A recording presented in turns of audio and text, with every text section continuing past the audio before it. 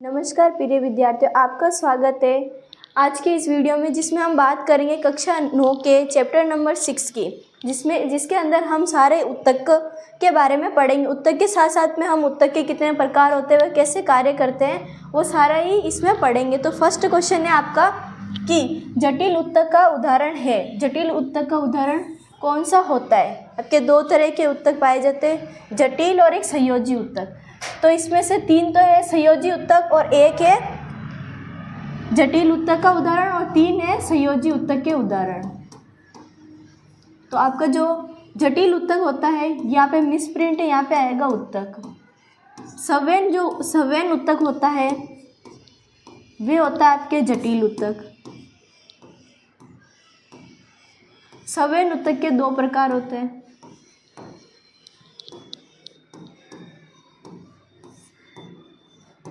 Xylem व phloem, जो कि पादपों में सवर्ण कार्य करते हैं। फिर आता है पेरेन्काइमा। तो पेरेन्काइमा एक संयोजी उत्तक है और ये आपके कार्य करता है कि जो भी पेड़ पौधे हैं उनकी जो बाहर की परत बनाता है वो बनाता है पेरेन्काइमा। फिर बात करते हैं हम कोलेनकाइमा की। तो कोलेनकाइमा जो आपका होता है ये होता है जीवित उत्तक और ये भी आपके परत ही बनाता है, पर ये क्या करता है कि पूरी स्ट्रक्चर नहीं बनाता है और यहाँ पे छिद्र होते हैं जिससे कार्बन डाइऑक्साइड और ऑक्सीजन का परिवहन होता है। स्केलेनकाइमा ये मृत उत्तक होता है। ये थे आपके तीन उत्तक। संयोजी उत्तक कि संयोजी उत्तक कितने प्रकार के होते हैं? चार प्रकार के, पेरेन्काइमा, कोलेनकाइमा और स्केलेनकाइमा। तीन उत्तक के बारे में हमने इसमें पढ़ लिया है। फिर हमें पूछा गया था कि सिर्फ जटिल उत्तक का उदाहरण, तो जटिल उत्तक का उदाहरण होता है आपके सवर्ण उत्तक। ये था आपका फर्स्ट क्वेश्चन कि जटिल उत्तक का उदाहरण कौन सा होता है, तो वो होता है जटिल उत्तक। फिर पूछ रहे हैं एरेनकाइमा पाया जाता है, तो एरेनकाइमा कौन से पादपों के अंदर पाया जाता है? तो एरेनकाइमा नाम से हम देखते हैं ये आपका एयर लिखा हुआ है, तो इसको हम ऐसे लिख देते हैं, तो ये हो जाता है वायु। काइमा, एनकाइमा, एनकाइमा का मतलब होता है आपके जलीय पादप। तो जलीय पादपों में पाया जाता है और ये क्या करता है? वायु का आदान प्रदान करता है, इसलिए हम इसे एरेनकाइमा कहते हैं। और ये कौन से पादपों में पाया जाता है? जलीय पादपों में पाया जाता है। एनकाइमा का मतलब होता है जलीय पादप और एयर का मतलब होता है एयर यानी वायु का आदान प्रदान। जो भी जलीय पादप होते हैं उनके अंदर वायु का आदान प्रदान करता है, उसे हम कहते हैं एरेनकाइमा उत्तक। और ये सिर्फ जलीय उत्तकों में, जलीय पादपों में पाया जाता है।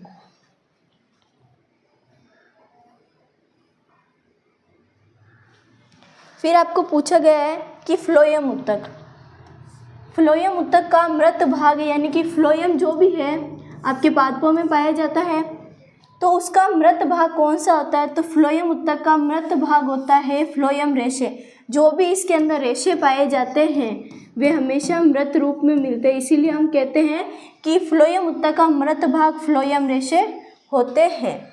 फिर चालनी कोशिका, इनकी स्ट्रक्चर जो हमारी छलनी होती है उस आकार की होती है, इसीलिए हम इसे चालनी कोशिका कहते हैं। छाती कोशिका, ये दोनों साथ साथ में चलती है, यानी कि फ्लोएम और जाइलम दोनों साथ साथ में चलते हैं।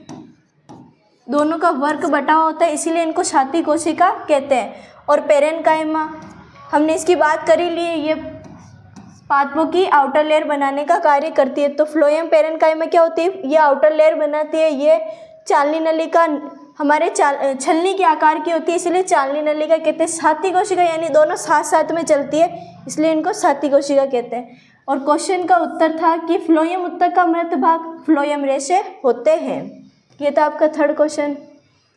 फिर क्वेश्चन नंबर 4 आता है कि ग्रंथियों का निर्माण किस ऊतक से होता है। जो हमारी ग्रंथियां हैं, हमारे शरीर में ग्रंथियां पाई जाती हैं, उनका निर्माण किस ऊतक द्वारा होता है, तो वो होता है एपिथीलियम ऊतक द्वारा होता है।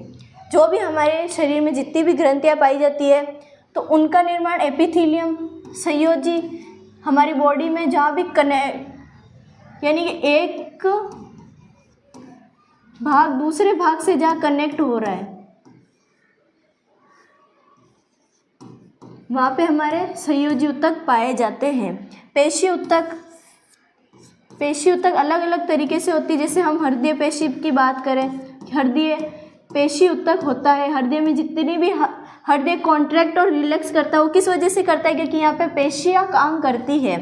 फिर तंत्रिका ऊतक, ये हमारे मस्तिष्क में होता है और ये करता है आवेगों का आदान प्रदान।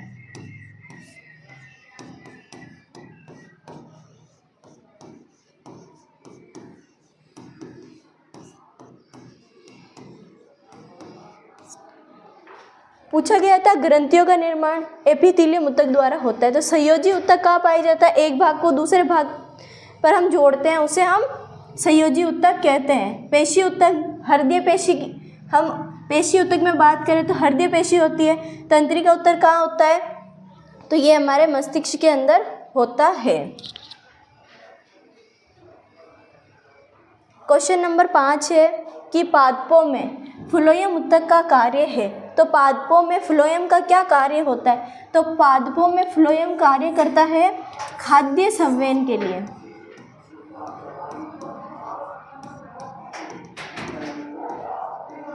खाद्य संवहन के लिए। और जाइलम कार्य करता है जल संवहन, खनिज, लवण संवहन और वायु संवहन। यानी कि ऑक्सीजन, कार्बन डाइऑक्साइड का ट्रांसफ़र भी कौन करेगा, जाइलम। पानी का ट्रांसफ़र भी कौन करेगा, जल संवहन।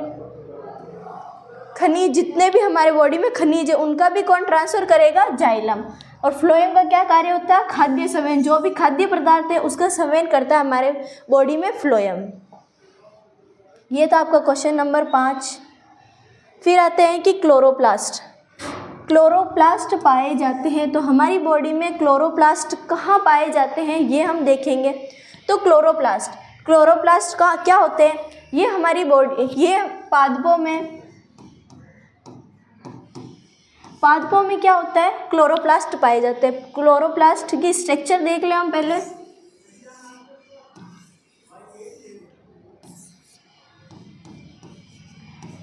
ये एक पट्टी के आकार के होते हैं जो हमारी पत्ती में पाए जाते हैं। ये होता है हमारा क्लोरोप्लास्ट। क्लोरोप्लास्ट क्या होता है कि हमारी बॉडी में जो भी होते हैं कि यानी कि पादपों में देखें हम, तो पादपों में क्या होता है कि ये सारे ही जो प्रकाश संश्लेषण की अभिक्रिया होती है,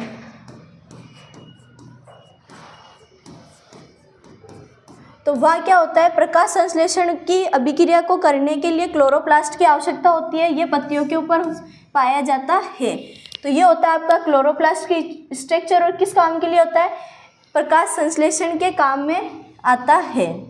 तो क्लोरोप्लास्ट कहाँ पाए जाते हैं, आपके पेरेन्काइमा में। यानी कि पेरेन्काइमा हमने पहले तो देख लिया था कि ये पादप के तने में और वहाँ पे बाहर की आउटर लेयर बनाता है, और ये पत्ती में भी पाया जाता है। तो पत्ती में हमारे क्या क्या पाया जाता है, क्लोरोप्लास्ट। और क्लोरोप्लास्ट भी कहाँ पे पाया जाएगा, पेरेन्काइमा में पाया जाता है। तो ये था आपका 6th क्वेश्चन कि क्लोरोप्लास्ट क्या होता है और किसके अंदर होता है। फिर आता है 7th नंबर क्वेश्चन कि ऐसी पेशी कौन सी है जो कभी नहीं थकती है। यानी ऐसे कौन सी पेशी है हमारे शरीर में जो काम करना कभी बंद नहीं करती है, तो वह होती है हमारे हृदय पेशी। हमने पहले भी बात की थी, पेशी में हम सबसे पहले किसी की बात करते हैं तो वो करते हैं हृदय पेशी की। हृदय हमारा दिन रात कार्य करता है। अगर वो कार्य करना, अगर हमें लगता है कि हम रात को सोते हैं तो हमारा हृदय करता है कि एकदम से अचानक से अगर वो कार्य करना कम कर रहा है तो हमें एकदम से झटका आता है। वो किस वजह से आता है, हमारे मस्तिष्क को एक सूचना मिलती है, मैसेज मिलता है कि आपका हृदय काम नहीं कर रहा है, तो हमें वो झटका लगता है। इसीलिए कहते हैं कि ऐसी पेशी कौन सी है जो कभी नहीं थकती, तो वह होती है हृदय पेशी। हृदय पेशी कभी काम करना बंद नहीं करती है, चाहे दिन हो रात हो, दिन में 24 घंटे काम करती है आपकी हृदय पेशी। फिर आता है कि क्वेश्चन नंबर 8 की प्रकाश संश्लेषण की क्रिया होती है, यानी प्रकाश संश्लेषण की क्रिया कहाँ होती है। तो हमने पहले देखा था कि पेरेन्काइमा में हमारे पास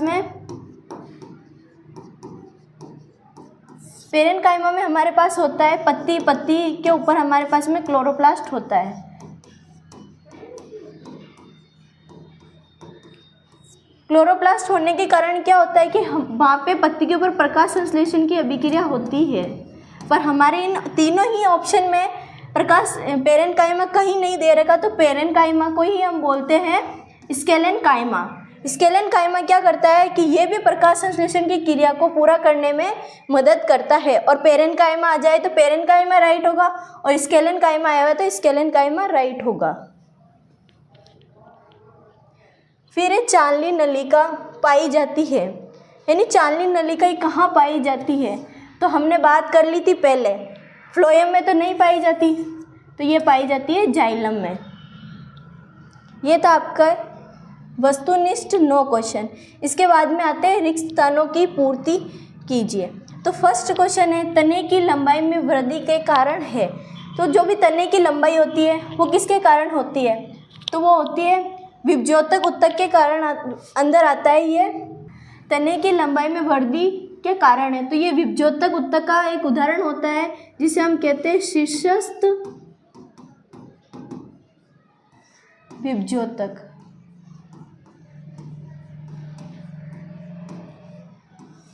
इस उत्तक के कारण क्या होता है, हमारे जो भी हमने पेड़ पौधे देखे उसकी वृद्धि होती है। फिर सेकंड है रक्त एक प्रकार है का उत्तक है। तो रक्त कैसा उत्तक होता है, ये होता है संयोजी, जो हमारी बॉडी में फैलता है।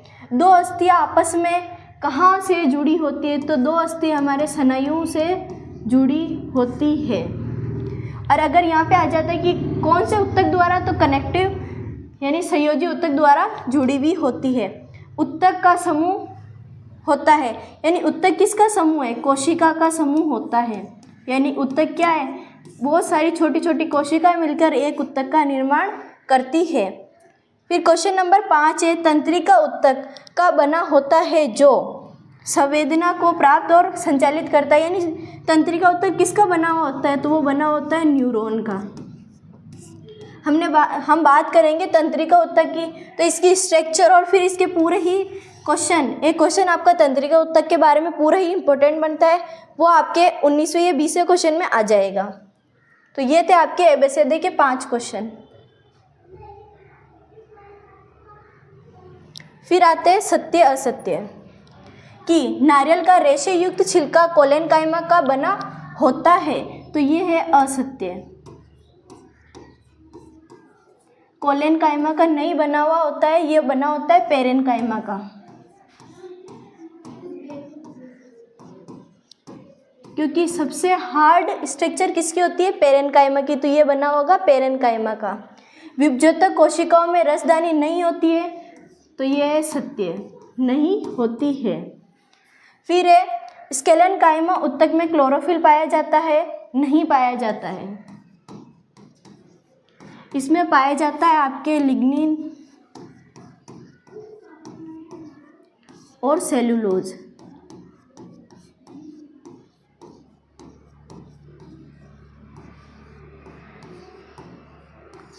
जो भी आपके स्केलेन्काइमा है उसमें क्लोरोफिल नहीं पाया जाता है, उसकी जगह पे आपको पाया जाता है लिग्निन और सेल्यूलोज। फिर है रक्त तरल आधात्री भाग को प्लाज्मा कहते हैं, तो ये आपका सत्य है। इसमें होगा असत्य, अगर नहीं पाया जाता तो हम लिखेंगे असत्य। इसकी जगह क्लोरोफिल की जगह का क्या पाया जाता है, लिग्निन और सेल्यूलोज पाया जाता है। तो हमारा क्वेश्चन पूछ रहा है कि स्केलेन्काइमा उत्तक में क्लोरोफिल पाया जाता है, अगर पाया जाता तो हम लिखते सत्य, नहीं पाया जाता तो हमने लिख दिया असत्य। फिर रक्त का तरल आधात्री भाग को क्या कहते हैं, हम प्लाज्मा कहते हैं, तो हाँ कहते हैं, तो हमने लिख दिया सत्य होता है। ये थे आपके सत्य असत्य संबंधित 4 क्वेश्चन।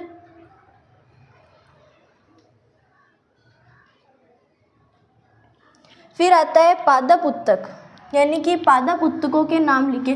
कोई भी 2 पादप उत्तकों के नाम लिखने अपन को इसमें। तो सबसे पहले आ जाता है विभज्योतक,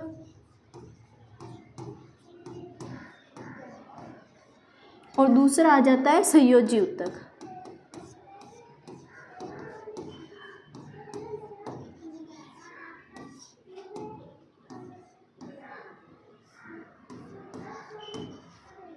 संयोजी उत्तक जिसमें हम पेरेन्काइमा, स्केलेन्काइमा इनके बारे में पढ़ लिया था। विभज्योतक जिसके हमने शीर्षक यानी कि तने की लंबाई के लिए कौन सा उत्तक काम में आता है, विभज्योतक। विभज्योतक के अंदर भी शीर्षक उत्तक को हम काम में लेते हैं। ये था आपका 15 नंबर क्वेश्चन। फिर क्वेश्चन नंबर 16 है कि प्लाज्मा क्या है। रक्त के तरल अधात्री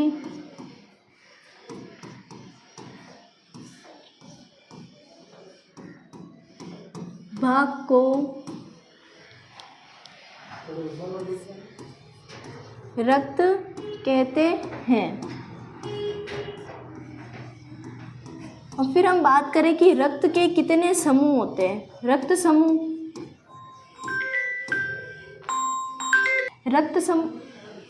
समूह होते हैं ए, बी, ए बी और ओ। ओ होता है सर्वग्राही,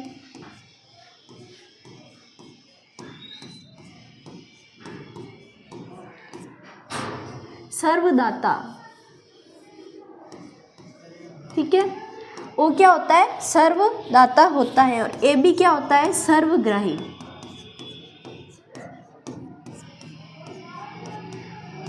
ए बी सबसे रक्त ले सकता है। ओ होता है जो सबको रक्त दे सकता है। तो हमने बात की है प्लाज्मा।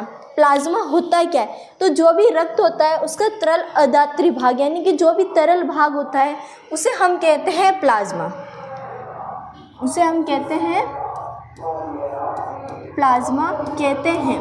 और फिर हम बात करें कि हम रक्त की बात करें तो मैंने आपको एक एडिशनल चीज़ बता दी कि रक्त के कितने प्रकार होते हैं। तो रक्त के 4 प्रकार होते हैं, ए बी और ओ।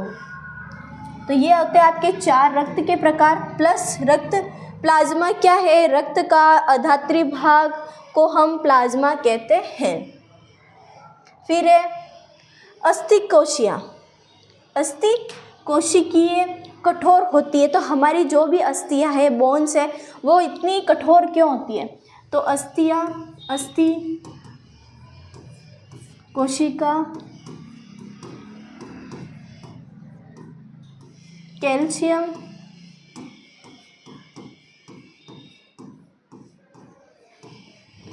एवं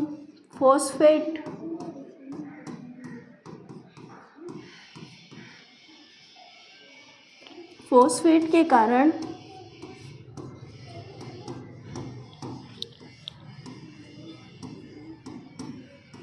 कठोर होती है। यानी कि हमारी जितनी भी बोन्स होती है उनमें क्या होता है, कैल्शियम होता है प्लस फॉस्फेट होता है, जिसके कारण क्या होती है, हमारी अस्थियों को मजबूत बनाती है।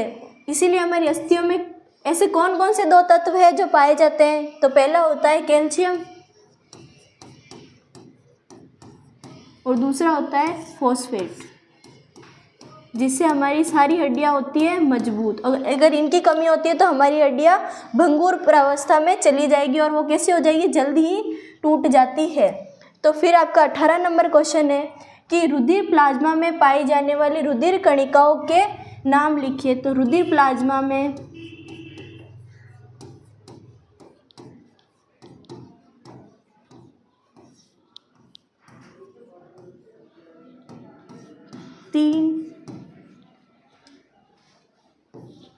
तीन प्रकार की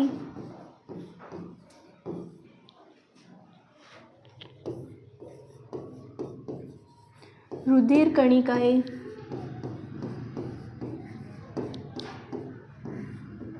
पाई जाती है।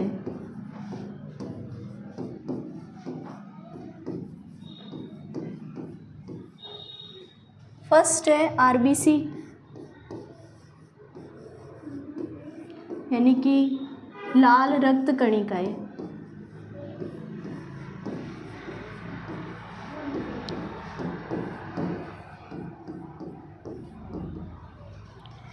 फिर आती है डब्ल्यूबीसी,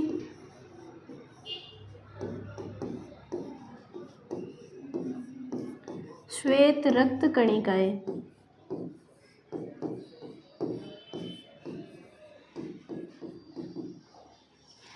फिर आती है प्लेटलेट्स, जिसे हम थ्रोम्बोसाइट भी कहते हैं।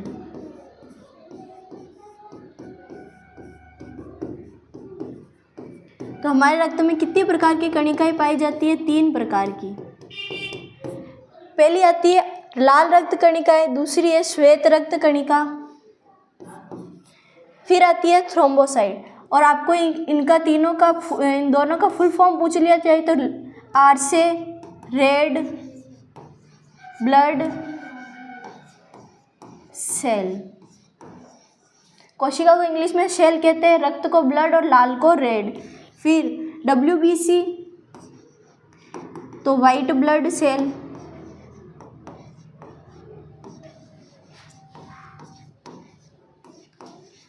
और प्लेटलेट्स ये जो होती है ये एल लिम्फोसाइट और इनके रूप में भी पाई जाती है। तो ये थे आपके रुधिर प्लाज्मा में पाई जाने वाली रुधिर कणिकाओं के नाम लिखे। तो फर्स्ट है आरबीसी, सेकंड डब्ल्यूबीसी और तीसरा है प्लेटलेट्स। ये था आपका 18 नंबर क्वेश्चन। फिर आता है आपका न्यूरॉन। तंत्रिका कोशिका का नामांकित चित्र बनाकर वर्णन कीजिए। तो ये है आपका न्यूरॉन का चित्र कि न्यूरॉन कैसा होता है और न्यूरॉन के कार्य लिखिए। तो न्यूरॉन क्या होता है? इसका हिंदी में नाम होता है तंत्रिका तंत्र, तंत्रिका कोशिका। न्यूरॉन एक सूक्ष्मदर्शी संरचना है, यानी कि न्यूरॉन को हम अपनी आंखों से नहीं देख सकते। न्यूरॉन हमें कैसे दिखेगा? सूक्ष्मदर्शी द्वारा देखा जाता है, जो 3 भागों से मिलकर बना है। तो कौन कौन से 3 भाग हैं? पहला भाग आता है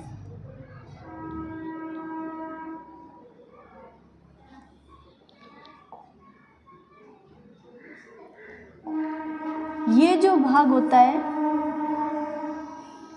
ये कहलाता है सोमा, जिसके अंदर केंद्रक और कोशिका काय पाई जाती है और द्रुमिका भी इसी के अंदर। द्रुमिका सेकंड भाग होता है द्रुमिका, थर्ड होता है तंत्रिकाक्ष। ये इसके 3 भाग होते हैं तंत्रिका तंत्र के। ठीक है, ये 3 भाग होते हैं। इसे हम कहते हैं कि तंत्रिका काय या सोमा से निकले हुए तंतुओं को हम क्या कहते हैं? द्रुमिका कहते हैं। और इसी तंत्रिका काय से क्या निकलती है? तंत्रिका काय, जिसके अंतिम सिरे से दूसरा न्यूरॉन जुड़ा हुआ होता है। फिर हम इसके बारे में पढ़े कि ये होता है क्या है। तो ये एक सूक्ष्मदर्शी संरचना है जो 3 भागों से मिलकर बनी है। तो पहला आता है सोमा। ये क्या होता है? कोशिका काय होता है। ये कोशिका का प्रमुख भाग होता है, यानी कि जो भी हमने ये स्ट्रक्चर देखी थी, यहाँ से बाहर निकला हुआ होता है। यहाँ पे डेंड्रोइड्स पाए जाते हैं, यानी कि यहाँ पे ऐसे वे बाहर निकले हुए होते हैं। तो ये जो पूरा स्ट्रक्चर होता है ये क्या कहलाता है? आपके स्ट्रोमा कहलाता है। और इसके अंदर आपके 2 प्रकार पाए जाते हैं, जिसमें से एक होता है केंद्रक और दूसरा होता है कोशिका द्रव्य। केंद्रक क्या होता है? ये सुस्पष्ट होता है, जो पूरी ये अपने को स्ट्रक्चर दिखती है उसे हम कहते हैं केंद्रिका। एक स्पष्ट केंद्रिका होती है। ये था आपके सोमा के बारे में, जो हमें कहाँ मिलता है? हमारी ये वाली स्ट्रक्चर किस में आती है? सोमा के अंदर आती है। जबकि कोशिका द्रव्य में निश्चल कोशिकाएं पाई जाती है।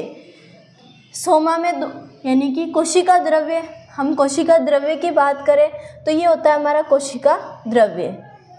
ठीक है, ये जो कोशिका द्रव्य होता है इसमें क्या होती है?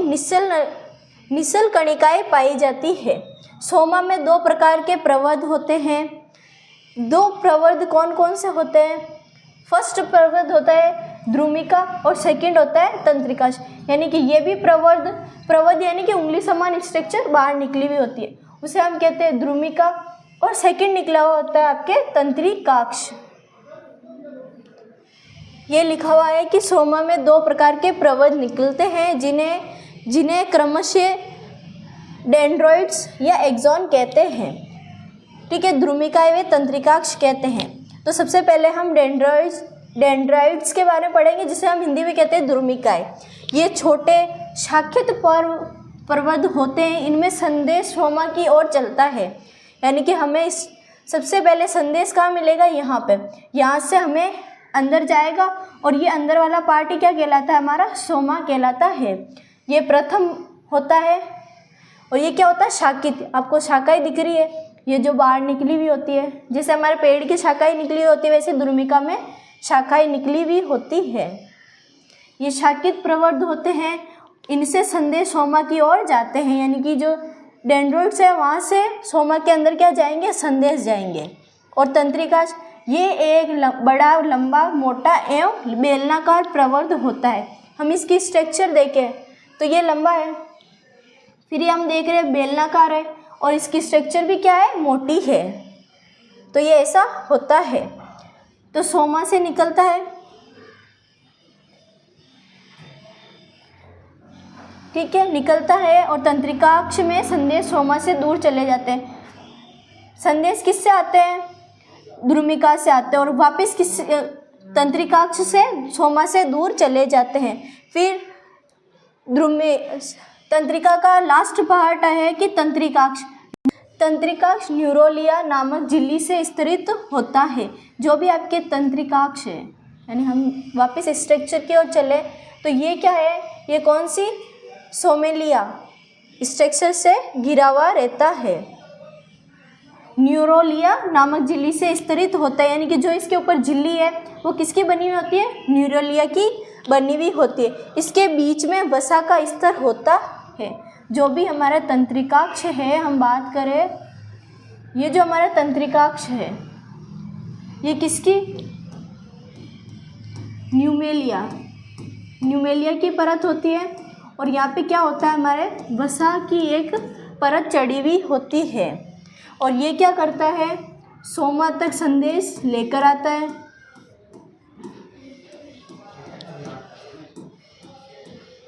और ये सोमा से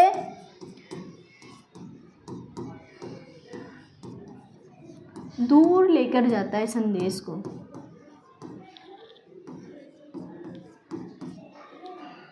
तंत्रिकाक्ष में क्या होता है, न्यूमेलिया की एक परत होती है और वसा भी होता है। द्रुमिका का क्या कार्य है, सोमा तक संदेश लेकर आता है। सोमा हम इस वाले भाग को कह रहे हैं, ये क्या होता है, सोमा होता है, जिसके अंदर केंद्रक व कोशिका काय और कोशिका द्रव्य भरा हुआ होता है, उसे हम कहते हैं सोमा। सोमा तक संदेश कौन लेके आएगा, द्रुमिका, और सोमा से दूर संदेश कौन लेके जाएगा, तंत्रिकाक्ष। ये था आपकी पूरी तंत्रिका तंत्र के बारे में। तंत्रिकाक्ष का अंतिम सिरा शाखाओं से विभाजित होता है। इसके अंतिम सिरे पर सिनेप्टिक घुंडियाँ होती है। तंत्रिकाक्ष तंत्रिका तंतुओं का निर्माण होता है। यहाँ पे क्या, अंतिम सिरे पे हम अंतिम सिरे की बात करें तो अंतिम सिरा हमारे पास ऐसा बना हुआ है।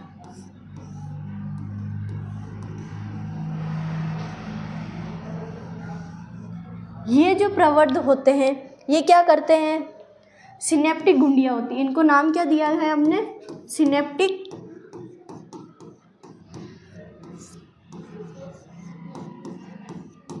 घुंडियाँ। इनका क्या कार्य होता है कि ये तंत्रिकाक्ष से तंत्रिका तंतुओं का निर्माण करते हैं। तंत्रिकाक्ष जो हमारा ये वाला पार्ट था, इससे क्या करते हैं, तंतुओं का निर्माण करते हैं, जिससे क्या होती है, हमारे जो भी संदेश है वो आगे फ्लो करते हैं। अब हमारा लास्ट इसी का ही क्वेश्चन था कि कार्य, यानी कि तंत्रिका का कार्य क्या होता है। शरीर के अंदर तंत्रिका आवेगों को एक स्थान से दूसरे स्थान पर पहुंचाने का कार्य करती है। तो हम क्या कह सकते हैं कि तंत्रिका का कार्य क्या होता है हमारे शरीर में, मैसेज ट्रांसफ़र।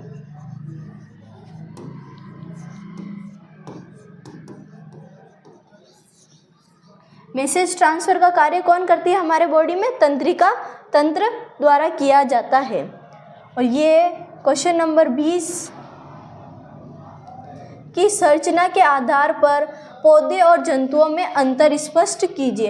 यानी कि संरचना, हमारे पादप और जंतुओं की स्ट्रक्चर को देखकर हमारे और उनके अंदर क्या अंतर किए जा सकते हैं। तो हमने देखा है कि पादप एक जगह से दूसरी जगह नहीं जा सकते। तो पादप कैसे होते हैं? स्थिर होते हैं। पादप कैसे होते हैं? स्थिर होते हैं। और जंतु क्या है? जंतु अपने आसपास में गति करते रहते हैं। यानी कि मैं इधर से उधर जा रही हूँ तो ये क्या है? मैं जंतु हूँ, तो हम क्या कर सकते हैं? गति कर सकते हैं। फिर है इनकी वृद्धि। पादपों की वृद्धि क्या होती है? ये सीमित नहीं होती है, ये सीमित भागों में होती है, पर ये सीमित नहीं होती है। जैसे शाखाओं में वृद्धि हो रही है, तो शाखा में वृद्धि हो रही है। वापिस हमने देखा है कि हम दिन बे दिन किसी पौधे को देखते तो उसका तना बढ़ता ही जाता है, बढ़ता ही जाता है, बढ़ता ही जाता है। तो ये सीमित भागों में जीवन पर्यंत, यानी कि जब तक इनकी लाइफ साइकिल रहेगी तब तक पादप वृद्धि करते रहते हैं। पर हमने मनुष्य को देखा है क्या कभी कि वो ना जितने साल का हो गया उतना लंबा बढ़ता जा रहा है, बढ़ता जा रहा है? ऐसा नहीं होता है। इनमें वृद्धि सभी भागों में एक निश्चित अवधि तक होती है। यानी कि एक साथ सारे भागों में वृद्धि होगी, पर क्या होगी? निश्चित समय तक होगी। फिर लास्ट इसका अंतर आता है आपके कि इनमें विशिष्ट अंग लगभग अनुपस्थित होते हैं। इनमें सिर्फ जाइलम और फ्लोएम पाए जाते हैं,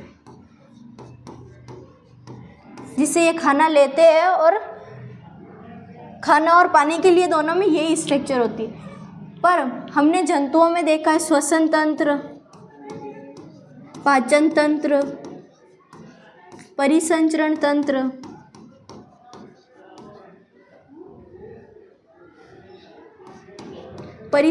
तंत्र, उत्सर्जन तंत्र, ये सारे ही तंत्र एक अलग अलग कार्य करते हैं, जिसके कारण क्या होता है कि इनमें विशिष्ट अंग आवश्यक रूप से पाए जाते हैं। इन जंतुओं में सारे ही अलग अलग कार्य अलग अलग तंत्र के द्वारा होते हैं, पर पादपों में ऐसा नहीं होता है। इनमें लगभग सारे ही तंत्र अनुपस्थित होते हैं, बस इन कुछ अलग अलग विशिष्ट कार्य करने के लिए कुछ कुछ पाए जाते हैं। तो ये था आपका लास्ट क्वेश्चन कि संरचना के आधार पर पौधे और जंतुओं में अंतर स्पष्ट कीजिए। ऐसे ही बने रहिए हमारे YouTube के चैनल के साथ में। धन्यवाद।